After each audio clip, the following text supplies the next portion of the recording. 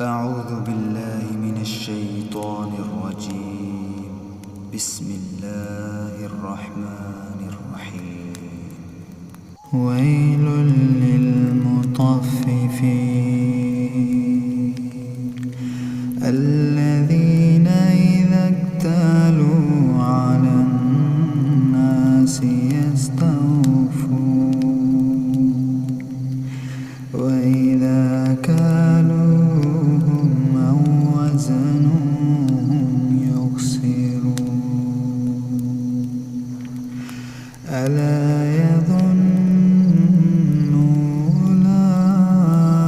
أولئك أنهم مبعوثون ليوم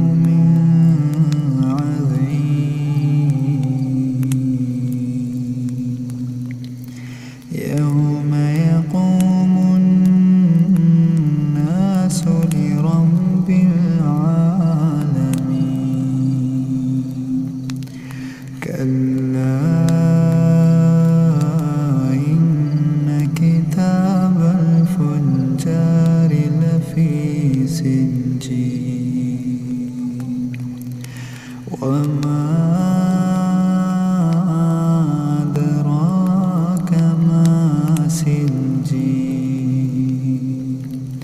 كتاب مرقوم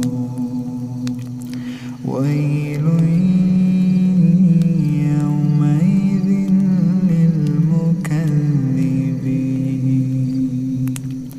الذين يكذبون بيوم الدين